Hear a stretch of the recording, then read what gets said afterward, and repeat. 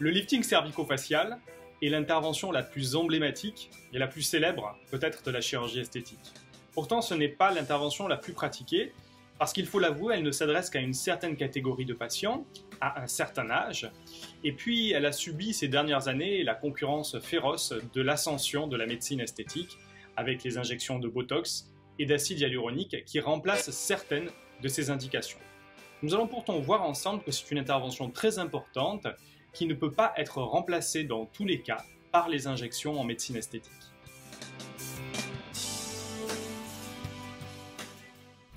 Pour bien comprendre à quoi sert un lifting, il faut d'abord bien comprendre comment se déroule le vieillissement du visage. On divise traditionnellement le visage en trois parties.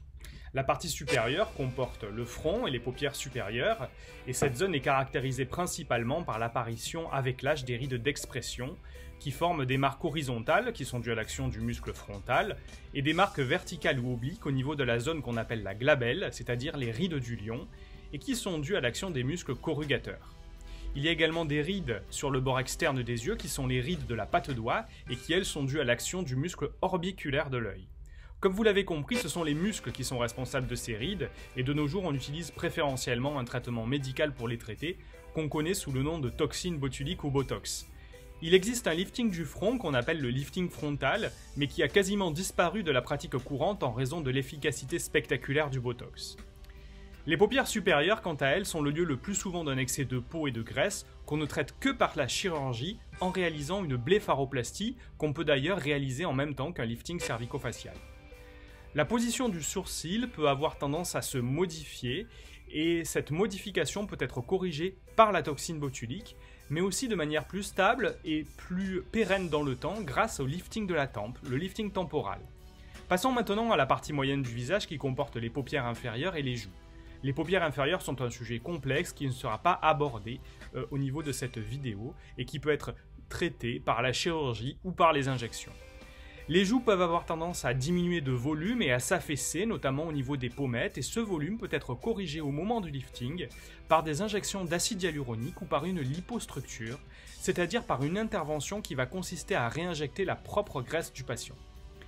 Enfin, abordons précisément ce qui concerne cette vidéo, c'est-à-dire la partie inférieure du visage, le cou et l'ovale. Le vieillissement de la partie inférieure se caractérise par un relâchement progressif du bas du visage, qui va entraîner l'apparition de sillons, comme les sillons nasogéniens d'une part, et d'autres de la lèvre supérieure, des plis d'amertume de chaque côté des lèvres inférieures, et l'apparition des bas-joues, qui vont altérer l'aspect ovale du bas du visage. Ces bas-joues sont en général associés au relâchement de la peau et du cou, ce qui forme des plis verticaux, qu'on appelle les cordes platysmales. C'est l'ensemble du traitement de la partie inférieure du visage que va cibler spécifiquement le lifting cervico-facial par une remise en tension vers les hauts de la peau du cou et de la joue et une restauration complète de l'ovale du visage. Il ne faut pas oublier le vieillissement de la bouche, notamment la correction du volume des lèvres qui peut se faire par une injection d'acide hyaluronique ou de graisse, et puis surtout le lifting de la lèvre supérieure qui va raccourcir la distance entre le nez et la lèvre et va légèrement ourler cette lèvre supérieure, car l'allongement de la distance et l'affaissement de la lèvre supérieure est un marqueur important du vieillissement au fil des années.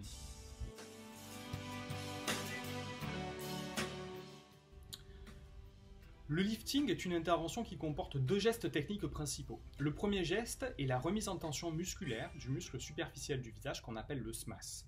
Le deuxième geste est la remise en tension de la peau et le retrait d'un excès de peau qui va se faire par des cicatrices qui se situent dans les plis naturels autour de l'oreille et dans les cheveux. Il y a un geste supplémentaire à considérer si l'on veut corriger le contour de la bouche. Il s'agit du lifting de la lèvre supérieure et qui consiste à retirer un petit excès de peau au niveau de la lèvre supérieure afin de remonter la lèvre et de l'ourler légèrement. La cicatrice, elle, se situe juste à la frontière des narines, juste en dessous du rebord narinaire. L'intervention se déroule bien évidemment le plus souvent sous anesthésie générale, elle dure entre 3 et 4 heures et elle va nécessiter une nuit d'hospitalisation. Après l'intervention, la patiente rentre chez elle et doit faire des soins à domicile. Le visage va être gonflé pendant 1 semaine à 10 jours. C'est la période qu'on appelle la période d'éviction sociale, au cours de laquelle, clairement, on ne peut pas s'exposer en public en raison du visage gonflé parce qu'on va se rendre compte tout simplement qu'on a été opéré. Le visage dégonfle assez rapidement par la suite et on considère que le résultat est stable et définitif au bout de 2 à 3 mois après cette intervention. C'est vrai que le lifting cervico-facial est une intervention qui le plus souvent effraie un peu le patient parce que c'est une intervention longue, mais ce n'est pas une intervention lourde. On ne touche pas aux parties profondes du visage et finalement ce n'est qu'une remise en tension de la peau. En termes de complications, il peut y avoir donc des complications liées à la chirurgie cutanée habituelle.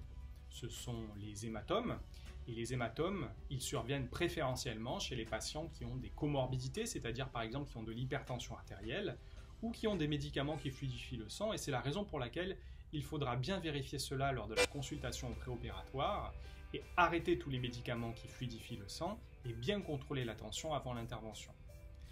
La cicatrice est très importante à entretenir après l'intervention. Il faudra éviter bien évidemment de l'exposer au soleil et il faudra la masser pour qu'elle s'estompe et qu'elle devienne la plus discrète possible. Le plus souvent, on considère que la cicatrice est stable et définitive à peu près 1 an après l'intervention. Le lifting cervico-facial est donc une intervention qui a gardé toute sa place et son importance dans l'arsenal thérapeutique de la chirurgie esthétique moderne. Le chirurgien esthétique que vous consulterez est le spécialiste qui pourra vous conseiller et faire la part des choses entre ce qui nécessite une injection et ce qui nécessite une intervention chirurgicale.